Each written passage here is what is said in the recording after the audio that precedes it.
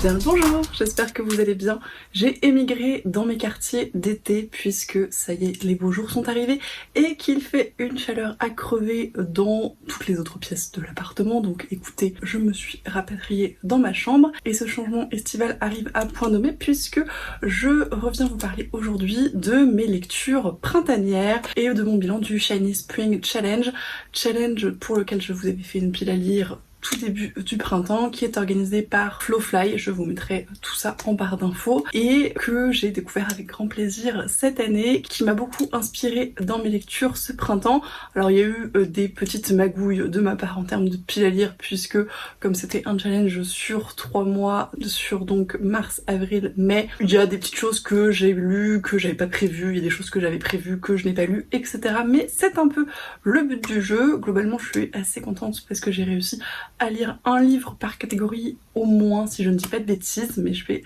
vous expliquer tout ça. Et ça a été dans l'ensemble de très chouettes lectures, donc c'est toujours très agréable. C'est donc un bilan non exhaustif de mes lectures printanières, en sachant que je vous filme cette vidéo la veille du moment où je vais la poster normalement et que mon bilan du mois de la fantasy arrivera à la fin de la semaine. Il y a des petites choses sur lesquelles ils vont se chevaucher, mais j'espère que ça ne sera pas trop redondant. Dans tous les cas, il y aura des livres différents dans chacun des deux bilans. Il y a un certain nombre de livres dont je vous ai déjà parlé en dernière lecture, il y en a certains que je ne vous ai pas encore présentés mais dont je vous parlerai plus tard, et vous l'imaginez bien au vu de ma précédente pile à lire et des très nombreuses catégories de ce challenge, j'ai pas mal de livres à vous présenter, donc je vous propose qu'on commence. Et on va commencer par le premier menu, l'éveil du printemps, et par la première sous-catégorie, quitter le nid, où il s'agissait de lire un roman d'apprentissage. Si vous vous souvenez de ma pile à lire gargantuesque, vous vous rappelez peut-être que j'avais mis 3 livres par sous-catégorie. Bien évidemment,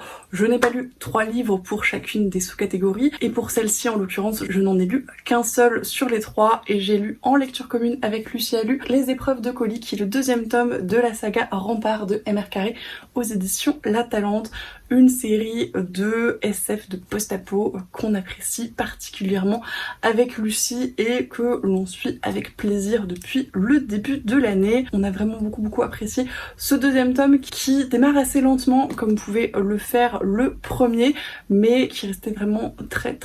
agréable, avec un jeu sur la langue, sur le vocabulaire qui était très intéressant et extrêmement bien traduit, je tiens à le souligner, et avec un personnage de colis qu'on voit se développer. Il y a un autre point de vue qui rentre en jeu dans celui-ci que j'ai absolument adoré et que Lucie a beaucoup apprécié également, qui permet de mettre en lumière d'autres choses et qui développe un personnage féminin qui est passionnant à suivre, avec vraiment un point de vue hyper intéressant sur énormément de choses. Donc c'était vraiment une excellente lecture. C'est le 2e tome d'une trilogie que l'on aimerait finir assez rapidement, globalement, le 3e tome n'étant pas encore à la médiathèque de Lucie, mais je pense que dès qu'il y sera, on se jettera dessus parce que ce serait très chouette de le finir d'ici la fin de l'année, tout simplement, histoire de finir une nouvelle saga en 2023, et parce que vraiment on a beaucoup apprécié les 2 premiers. Ensuite, pour la sous-catégorie jeune pousse, il fallait lire un livre de moins de 200 pages, et pour le coup j'avais mis 2 livres dans ma pile à lire et j'ai réussi à lire les 2, donc je ne suis pas peu fière. Le premier, c'est Une prière pour les cimes timides, qui est le 2e tome d'Histoire de moines et de robots de Becky Chambers aux éditions La Talente toujours, que j'attendais avec énormément d'impatience, sur lequel je me suis jetée à sa sortie. On est encore ici dans de la science-fiction, mais dans de la science-fiction positive, comme c'est très bien le faire l'autrice, et c'était un plaisir de retrouver Freurdex et Omphale et de les voir évoluer, pour le coup dans le monde des humains, alors que dans le premier tome on était plutôt dans la nature et du côté des robots, et j'ai vraiment adoré les réflexions que ça apportait et leur point de vue sur le monde, et juste c'était un moment de pause absolue. Et pour moi cette série c'est vraiment ça, c'est le fait de se rendre compte un petit peu de la vie, du monde, de ce qui nous entoure, etc.,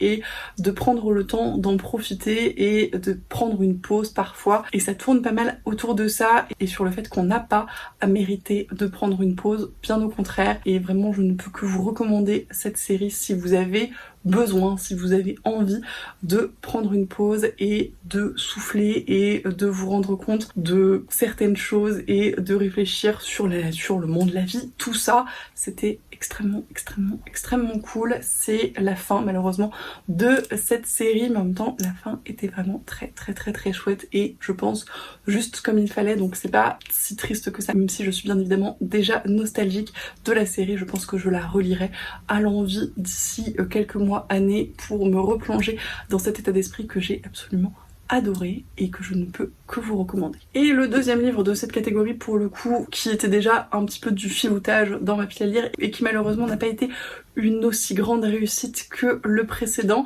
c'est Fidèle à ton pas balancé de Sylvie Lenné aux éditions Mnemos dans la collection Helios, leur format poche, qui m'avait été envoyé à l'occasion de la box de Noël pour la sortie du collector de l'ombre de la nuit de Robin Hobb. Ici on est sur un recueil de nouvelles de science-fiction, c'est le sous-thème de ce menu manifestement, qui retrace finalement les 30 ans d'écriture de l'autrice dans la nouvelle de science-fiction. C'est une autrice qui est très connue pour ça en France, c'est une très grande novelliste de SF française que je ne connaissais pas du tout et que j'avais très envie de découvrir. Je l'ai déjà dit en dernière lecture, j'ai d'ailleurs parlé de tous ces romans en dernière lecture il me semble, mais globalement si j'ai été très intéressée et assez admirative des postulats de départ des nouvelles et des réflexions qu'il y avait derrière, j'ai eu beaucoup plus de mal avec les personnages et avec les représentations de ces nouvelles et notamment des relations hommes-femmes et des personnages féminins et des personnages masculins avec lesquels j'ai eu plus de mal. Alors d'une part, les nouvelles c'est pas forcément le médium dans lequel on peut le plus s'attacher aux personnages, mais d'autant plus je pense avec ces figures-là qui m'ont posé un petit peu de soucis. Donc globalement j'ai beaucoup apprécié les idées, j'ai moins apprécié la réalisation et les messages derrière certains des personnages, donc c'est un petit peu en demi-teinte à mon sens. C'est très intéressant en termes de science-fiction et encore une fois de réflexion, mais c'est pas un livre que j'ai pris énormément de plaisir à lire du fait encore une fois des ambiances et des personnages avec lesquels je n'ai pas accroché. Je ne le conserverai pas dans ma bibliothèque, mais si vous êtes intéressé par la SF française et par un petit peu une de ses pontes, j'ai envie de vous dire, peut-être que ça peut vous plaire. Ensuite, pour la sous-catégorie Fais ce qu'il te plaît, il était question de sexualité diverses et variées. J'avais, comme je le disais, mis 3 livres dans ma pile à lire et je n'ai lu absolument aucun des 3, mais je me suis plongée avec grand plaisir assez récemment dans un livre qui, à mon sens, colle parfaitement à cette sous-catégorie, et c'est Lost to Love You de Ali Hazelwood aux éditions Sphère, qui est donc le recueil de nouvelles de romance Enemies to Lovers de l'autrice que j'ai ici en version originale parce qu'il n'a pas encore été traduit en français. Ça va peut-être être le cas puisque j'ai l'impression que l'autrice est pas mal traduite en ce moment, donc écoutez, croisons les doigts. Toujours est-il que c'est donc un recueil de 3 nouvelles où on va suivre à chaque fois un couple différent qui va vivre une relation enemies to lovers et c'était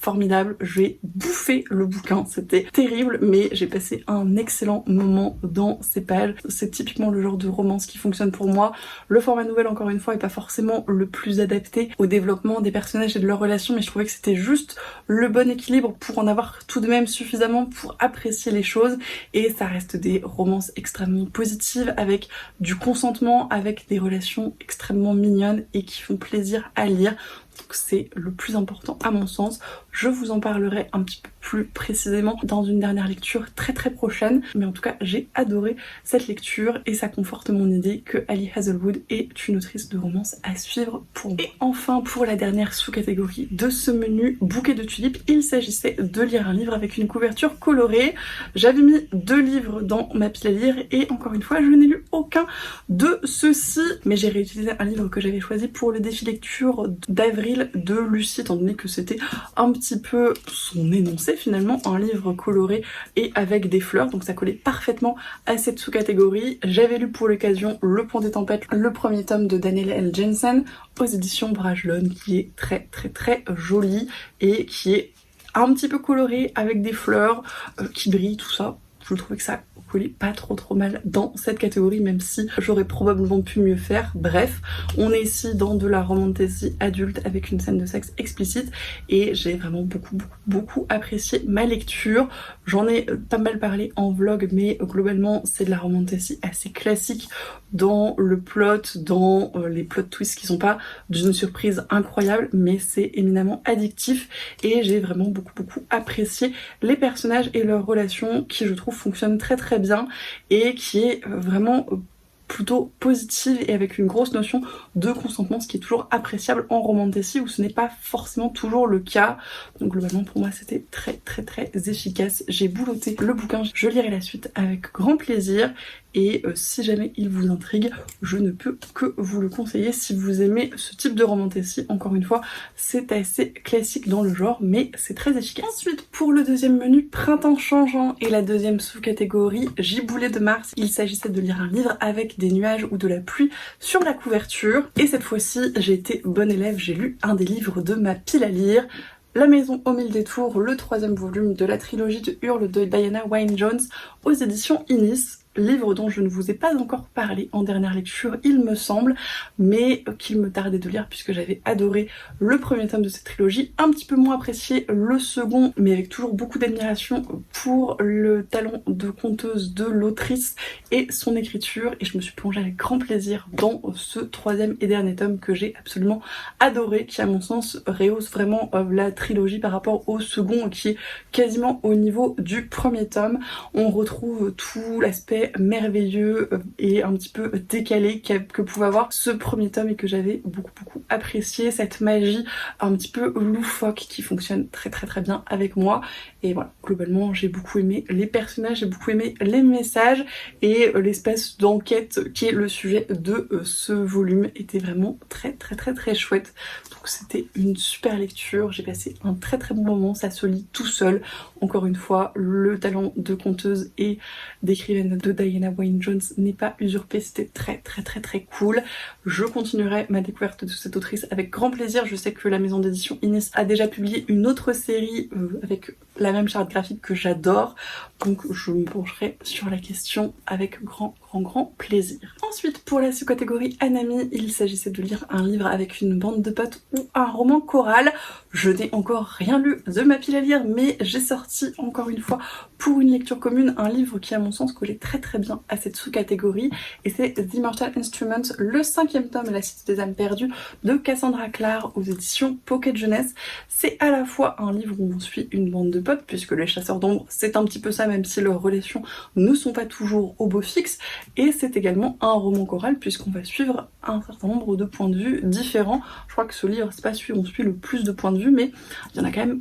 au moins 2 ou 3 qui s'entremêlent, donc à mon sens ça pouvait coller, même si c'est pas la plus grosse chorale que vous pouvez imaginer, on est bien d'accord. Toujours est-il que je pense que j'ai préféré le précédent volume à celui-ci qui était beaucoup plus YA avec des personnages absolument irritants au possible. Je pense à Jace qui vraiment n'est pas du tout mon personnage préféré de la saga, bien au contraire. Cela étant dit, c'est très efficace, ça fonctionne très bien, c'est très addictif et ça se lit tout seul. On l'a lu en lecture commune avec Laura de Papotage Livresque et c'était très chouette. Clélia de Jurassic Jones nous a également rejoint et je sais qu'elle a enchaîné ce 5e tome et le 6e et dernier de la saga et qu'elle a beaucoup apprécié, donc globalement c'était une très chouette lecture commune. On a beaucoup apprécié la partager et c'est typiquement le genre de livre qui s'y prête. Donc en plus il y avait un petit côté bande de potes dans cette lecture en tant que telle et c'était vraiment hyper chouette. Je lirai le 6e et dernier volume du coup avec grand plaisir, toujours avec Papotage Livresque. Je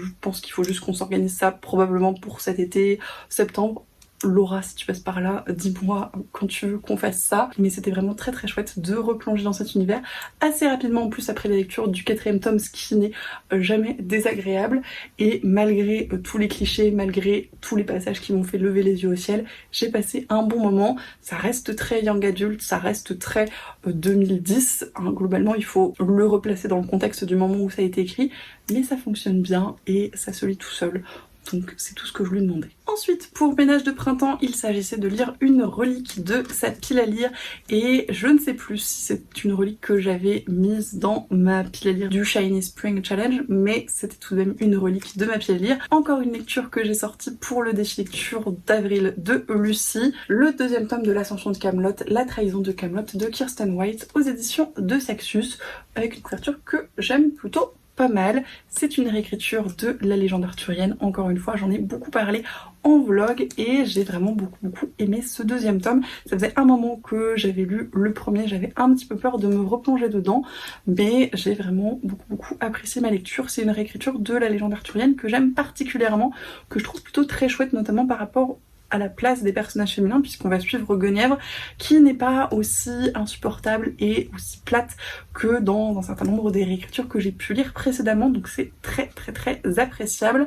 Et il y a beaucoup de thèmes abordés et de partis pris que je trouve intéressants. Il y a notamment le personnage de Lancelot qui est une femme dans ce récit-là, donc qui pose un certain nombre d'autres questions et d'autres problématiques qui sont très intéressantes, ma foi. Et donc voilà, dans l'ensemble, encore une fois, j'ai passé un très bon moment de lecture dans ce récit. Je vous laisse voir le vlog si vous voulez un avis un petit peu plus détaillé et je vais essayer de lire le troisième et dernier tome de cette trilogie d'ici la fin de l'année. Ce serait bien, encore une fois, de finir une nouvelle saga en 2023. Et pour la dernière sous-catégorie de ce menu équinoxe de printemps, il fallait lire un pavé. J'avais déjà l'embarras du choix dans ma pile à lire où j'en avais sélectionné 3, mais encore une fois, je n'en ai lu aucun. J'avais l'embarras du choix pour vous en présenter un parmi mes lectures de printemps, parce que j'en ai lu un certain nombre, et je me suis dit que j'allais vous montrer celui-là qui, à mon sens, fait pas mal printemps, et c'est le premier tome de la saga Light Lark de Alex Astor aux éditions Lumen.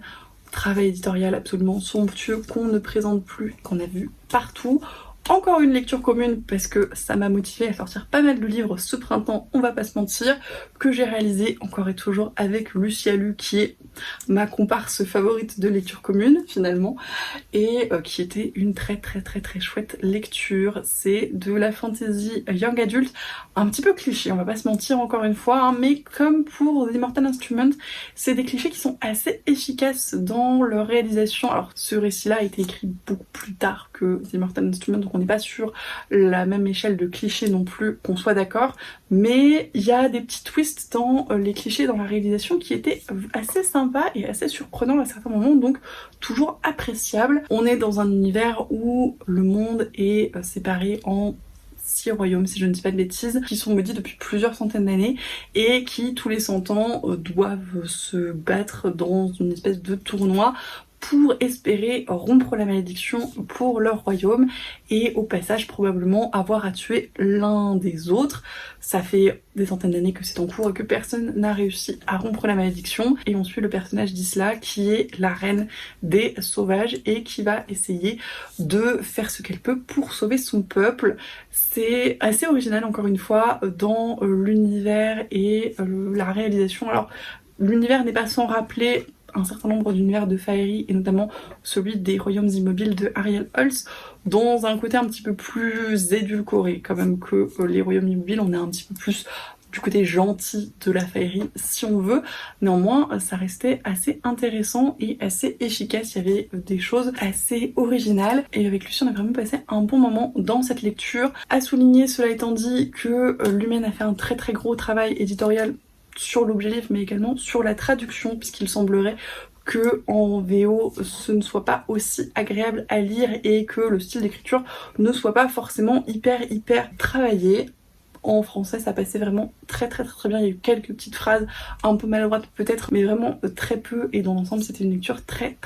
agréable. Ça se lit très bien, ça se lit tout seul, c'est très addictif et c'est pas prise de tête du tout, donc si jamais il vous tente, ça a été une très chouette lecture. On va passer au troisième menu, Printemps révolté, et la première sous-catégorie, et pour la première sous-catégorie, l'œuf ou le lapin, il s'agissait de lire un livre sur la cause animale ou avec de l'anthropomorphisme. J'ai lu un livre dont je ne vais pas pouvoir vous parler puisque c'était dans le cadre d'un projet avec Juliette et Lucie.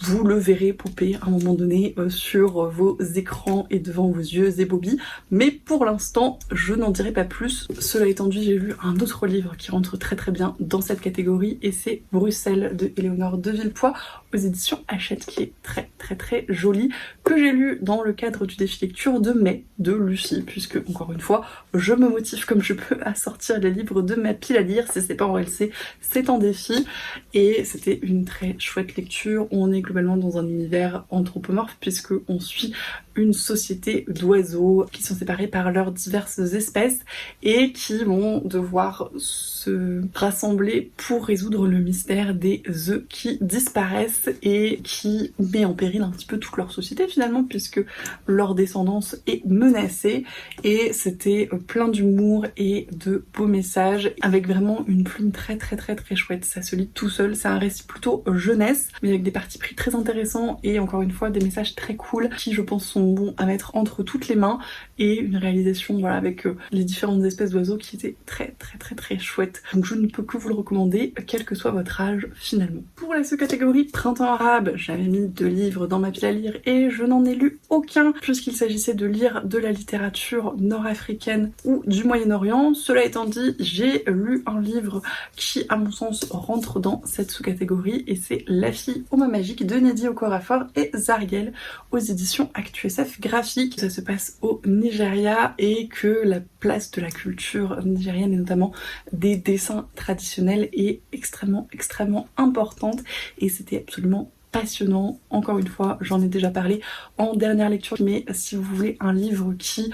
ouvre un petit peu les perceptions et sur l'observation et sur l'apport du dessin dans la vie, que ce soit pour soi-même ou pour les autres, et de tout ce que ça peut apporter, je ne peux que vous le recommander. C'était une très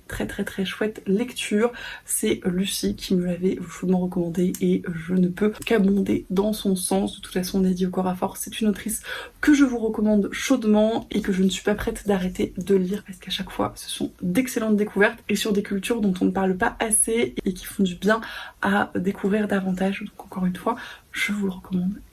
extrêmement chaudement. Pour la sous-catégorie Sous les pavés, la plage, essai ou non-fiction, j'ai lu le seul livre que j'avais réussi à trouver dans ma pile à lire pour cette sous-catégorie, que je n'ai pas en ma possession puisque je l'ai rendu à sa propriétaire, et c'est Pucelle, le 2e tome confirmé de Florence Dupré-Latour. Je vous en ai d'ores et déjà parlé en dernière lecture graphique également. C'est un récit autobiographique de l'enfance de l'autrice dans une famille qui n'est pas très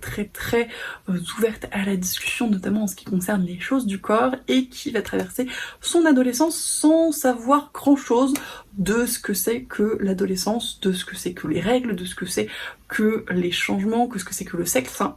elle est dans une ignorance crasse et qui l'enferme dans un carcan absolument insupportable. C'est un récit qui m'a mis extrêmement en colère à beaucoup de moments, qui est bourré de trigger warning. Donc s'il vous intéresse, comme toujours, faites attention à vous et n'hésitez pas à venir me demander si vous avez besoin de précision, mais c'est un récit absolument passionnant et à la fois déchirant qui est bon, je pense, à mettre entre pas mal de mains parce qu'on se rend compte des conséquences de l'ignorance pour les jeunes filles, pour les jeunes femmes, pour les jeunes hommes aussi, et de tout ce que ça peut entraîner ensuite, que ce soit en termes de bien-être ou de mal-être en l'occurrence psychologique, mais également en termes d'éducation. Donc c'est absolument nécessaire à mon sens d'avoir ces discussions-là, si ce n'est pas avec ce livre, avec autre chose. Mais en tous les cas, si c'est des sujets qui vous intéressent encore une fois et que vous avez le cœur bien accroché, parce que ce n'est vraiment pas une lecture facile, je ne peux que vous le conseiller. Et pour la dernière sous-catégorie, oiseaux migrateurs, il fallait lire un livre sur les migrants. J'avais calé dans ma pile à lire le tome 2 de Capitale du Nord, Maurojet de Claire Duvivier aux éditions des Forges Vulcain, qui était l'explorat livre du mois de mai, que j'ai d'ores et déjà lu avec Lucie, encore une fois en lecture commune, et puis dans le cadre du coup de l'explorat livre avec Juliette, qu'avec le recul je ne calerai pas forcément dans cette sous-catégorie, puisque autant on parle un petit peu de colonialisme et de ses conséquences, autant c'est vraiment en arrière-fond et la migration n'est pas forcément aussi importante qu'elle peut l'être dans Capitale du Sud. Il y a des petites touches, mais c'est vraiment pas le cœur du récit, donc ça colle bof bof avec cette sous-catégorie globalement. Cela étant dit, c'était une très très chouette lecture. Je l'ai un petit peu moins apprécié que le deuxième tome de Capitale du Sud, mais j'ai beaucoup apprécié l'évolution des personnages et tout l'aspect politique qui était développé. J'attends avec grande impatience le troisième tome de Capitale du Sud, notamment par rapport à la fin de celui-ci et de l'espèce de rassemblement qu'on espère arriver à ce niveau-là. J'ai très hâte. De toute façon, c'est l'Explora Livre du mois de juin, donc ça ne saurait tarder. En tout cas, je vous recommande bien évidemment la saga de la Tour de Garde dans son intégralité, qui est une excellente saga de fantaisie française, découpée donc, vous l'aurez peut-être compris, en 2 trilogies, Capitale du Nord et Capitale du Sud, qui sont écrits par 2 auteurs différents, mais qui se rejoignent par plein d'aspects. C'est absolument génial comme idée et comme réalisation, c'est très chouette et c'est toujours d'excellents moments de lecture. Cela étant dit, pour cette sous-catégorie migrants, Bruxelles de Éléonore de Villepoix que je viens juste de vous présenter rentre plutôt pas mal non plus, puisque le sous-texte de ce récit parle des oiseaux migrateurs et des oiseaux déplacés et des conséquences que ça a pour eux et de leur insertion plus ou moins réussie dans la société occidentale. Et c'est encore une fois un message que j'ai trouvé très chouette, et notamment, comme je disais, pour ce type de lecture jeunesse. Je pense que c'est typiquement le genre de message à faire passer par ce biais-là, et c'était vraiment une réussite à mon sens. Et on va passer au dernier menu, printemps verdoyant, avec la première sous-catégorie, le bal des hirondelles, où il était question de lire un livre en rapport avec la musique ou la danse, et pour lequel j'ai encore fait une lecture commune. Décidément, on a lu avec Lucie, toujours, vous vous en doutez bien, Le silence des vaincus de Pat Barker aux éditions Charleston, qui est une réécriture de la guerre de Troie du point de vue de Briseis, qui est la femme d'un des dirigeants d'un village mitoyen de Troie qui s'est fait décimer par les Grecs et qui se trouve du coup être ramené comme trophée par Achille et gardé en esclavage par lui. Et on va voir un petit peu la relation qu'elle tisse bon gré mal gré avec Achille, son point de vue d'Achille le grec, qui n'est pas aussi sympathique que dans un certain nombre des récits que l'on croise globalement de cette période de la mythologie, et la vie des femmes dans le camp et les conséquences de la guerre pour elles, et un petit peu tout ça. Encore une fois, c'est pas une lecture extrêmement gaie, globalement. C'est pas la partie de la mythologie la plus fun, on est bien d'accord, mais j'ai vraiment beaucoup apprécié ce point de vue qu'encore une fois, je trouve qu'on ne voit pas assez et qui était à mon sens très réaliste dans le fonctionnement de ce camp de guerre et avec la place que les femmes s'y font bon gré mal gré, et la façon dont elles essayent de survivre en développant parfois des relations presque amicales avec leurs oppresseurs, avec leurs envahisseurs, mais en même temps, encore une fois, sans avoir franchement le choix. Et c'était vraiment une très chouette lecture à ce niveau-là, très intéressante, très bien écrite. Je sais que Pat Barker a écrit une suite à l'histoire de Briseis que j'ai très hâte de lire. Je pense que ce sera une de nos futures lectures communes avec Lucie. Pas tout de suite parce qu'on en a un certain nombre sur le feu, mais un jour quand on aura réduit un petit peu plus la liste, je pense qu'on se penchera dessus parce que c'était absolument passionnant. Pour la sous-catégorie Perséphone, Flore et Brigitte, il s'agissait de lire un livre sur la magie, la force de la nature ou des femmes de pouvoir, et dans cette sous-catégorie, sans grande surprise, j'ai réussi à lire 2 livres, mais en même temps, c'est un petit peu une marotte chez moi et chez nous, puisque ce sont encore des lectures communes que j'ai fait avec Lucie, et la première, c'est Morgane Pendragon de Jean-Laurent Del Socorro chez Albin Michel Imaginaire, qui est encore une réécriture de mythologie, mais cette fois-ci de la légende arthurienne du point de vue de Morgane, qui se trouve en fait en faire une légende morganienne, puisque c'est Morgane qui va sortir l'épée du rocher et devenir la reine de Camelot et du royaume de l'ogre. Et c'était absolument formidable. Je ne vous en ai pas encore non plus parlé en dernière lecture, mais je ne peux que vous recommander de lire cette réécriture. C'était extrêmement chouette sur plein d'aspects, et notamment sur la place des personnages féminins qui sont à l'égal des hommes dans cette version, sur le parti pris extrêmement moderne de Jean-Laurent Del Socorro de faire un royaume de l'ogre et globalement d'Angleterre en général, très tolérant, en tout cas de base, avec des relations possibles entre deux hommes, entre deux femmes, des relations polyamoureuses, c'est vraiment une liberté assez totale à ce niveau-là, avec des personnages issus d'autres ethnies qui ne sont pas mal regardés non plus, enfin vraiment des côtés extrêmement modernes pour une légende qui n'est pas toute jeune globalement, et un point de vue sur la religion également que j'ai absolument adoré,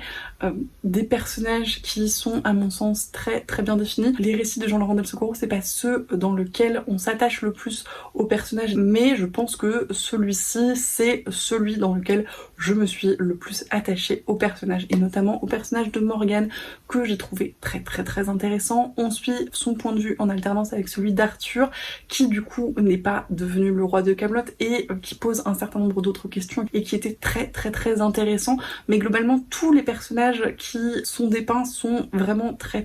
chouettes à suivre. D'un côté ou de l'autre, ils sont tous très intéressants, très bien construits, et il y en a qui sont formidablement attachants, notamment le personnage de Perceval que j'ai absolument adoré, Lucie aussi d'ailleurs, et un certain nombre d'autres qui à la fois ont ce côté très nostalgique et historique, enfin historique entre guillemets, et dont on voit les références, et qui d'un autre côté ont ce côté plus moderne, ce côté un peu plus réécrit, avec un équilibre que j'ai trouvé très chouette. Donc voilà, c'était une très bonne lecture. Je ne peux que vous la recommander extrêmement chaudement. Que vous aimiez les réécritures de légendes arthuriennes ou pas, parce que je pense que c'est vraiment un peu un ovni dans le genre, et encore une fois je pense que c'est ma préférée dans le genre pour l'instant. Et le deuxième livre que j'ai lu pour cette sous-catégorie est encore une réécriture, puisque c'est a priori l'autre sous-thème de ce menu, et c'est Lavinia de Ursula Le Guin, que je n'ai pas en physique mais que je pense me procurer incessamment sous peu, parce que j'aime beaucoup la réédition de La Talente. J'aimais déjà leur première édition en mode faux cuir, mais celle-là je l'apprécie beaucoup également, et comme ça a été encore une fois une excellente lecture commune, j'ai très envie de la voir dans ma bibliothèque. Lavinia, c'est une réécriture du personnage de Lavinia qui apparaît dans l'Énéide de Virgile, et qui est donc la femme d'Énée, qui est un personnage qui a fui la guerre de Troie pour se retrouver au Lavinium, c'est-à-dire en Italie, et essayer d'y poser sa pierre, finalement d'y construire une cité et de faire son petit bonhomme de chemin là-bas. Sauf que dans le récit de Virgile, dans son poème épique, Lavinia est à peine mentionnée, et donc c'était l'occasion pour elle de reprendre un petit peu ses lettres de noblesse, de faire entendre sa voix, et c'est l'objectif donc de l'autrice dans ce récit, et c'est une très grande réussite à mon sens. Je l'ai absolument adoré. Avec Lucie, on vous a fait un vlog lecture commune dédié si jamais vous voulez voir nos deux points de vue un petit peu plus détaillés. On a même fait une discussion en live toutes les deux pour partager nos ressentis et en discuter, et c'était une super expérience de lecture. C'était un petit peu la quintessence de nos lectures communes, donc ça n'a rendu la découverte de ce livre que plus cool. Encore une fois, vous l'aurez compris, je vous le recommande extrêmement chaudement. Si vous aimez les réécritures de mythologie, si vous aimez qu'on parle de personnages féminins un petit peu oubliés, si vous aimez cette période historique, plein de raisons pour découvrir ce livre globalement, et n'hésitez pas à me dire si vous voulez. C'est ensuite pour l'avant-dernière sous-catégorie de ce challenge et de ce menu à bicyclette. Il s'agissait de lire un roadbook ou un livre avec un chemin ou une route sur la couverture. Je vais plus ou moins filouter dans ma pile à lire en vous disant que c'était probablement un chemin, ce en quoi je n'avais pas totalement tort au vu de la lecture de ce livre, qui est donc le 3e tome du Puits des Mémoires de Gabriel Katz, Les Terres de Cristal, aux éditions Scrinéo, 3e et dernier tome de cette trilogie que j'ai en cours depuis bien trop longtemps et que j'étais ravie de terminer. C'était une très chouette lecture. Je pense que je l'aurais davantage apprécié si je l'avais enchaîné un peu plus rapidement, mais c'est ma faute, c'est comme ça. Toujours est-il que il y a un petit côté roadbook quand même dans ce livre, un petit peu de déplacement, et voilà, des moments où on erre un petit peu dans la forêt et autres terres inhospitalières, donc ça fonctionnait plutôt très bien dans cette sous-catégorie finalement. Et c'était une bonne conclusion à la saga, à cette histoire de fantasy où on va retrouver 3 personnages qui, au début du récit, ne savent pas où ils sont, ne savent pas grand chose et ne savent même pas qui ils sont. et qui vont au cours de ces 3 tomes essayer de comprendre un petit peu ce qu'il en est, ce qui leur est arrivé, qui ils sont, pourquoi ils se sont retrouvés là, etc. La conclusion était vraiment très satisfaisante, j'ai beaucoup apprécié l'évolution de tous les personnages et globalement c'est une saga que je vous recommande chaudement. Et c'est presque fini puisqu'on s'attaque à la dernière sous-catégorie de ce menu et donc de cette vidéo. Pour Brin de Muguet, il s'agissait de lire un collector et je vous avais parlé de mon édition collector de Lovecraft qui attendait bien sagement sur mes étagères depuis sa parution aux éditions Mnemos. Alors c'est une petite réussite pour cette sous-catégorie puisque je n'ai pas lu tout le cycle de Providence, n'est-ce pas? J'ai lu une toute petite nouvelle d'une 40aine de pages sur un peu plus de 400, donc finalement j'ai lu 10%. C'est un 10e de réussite pour cette catégorie.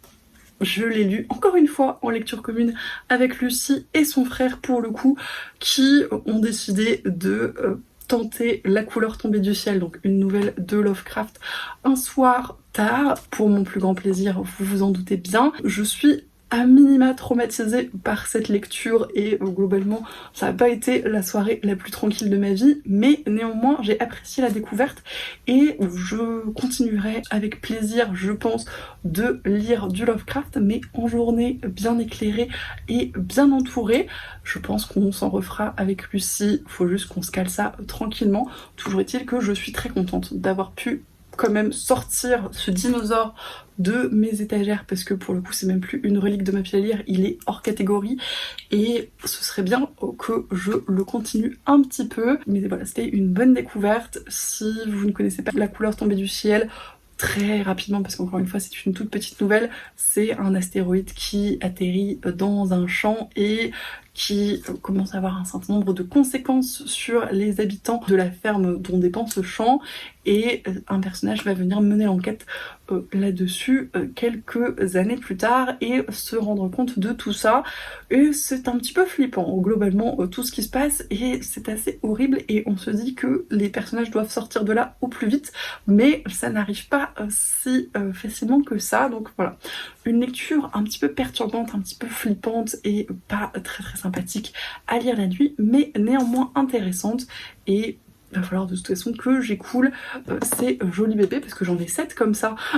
à lire tranquillement, donc il serait grand temps. Et voilà, c'en est tout pour ce bilan du Shiny Spring Challenge. Merci d'avoir regardé cette vidéo jusqu'au bout si vous êtes encore là, j'espère que ça vous a plu. Je remercie au passage Flowfly pour avoir organisé ce challenge qui, encore une fois, m'a permis de faire de très chouettes lectures ce printemps et m'a bien motivée à sortir un certain nombre de choses de ma pile à lire, notamment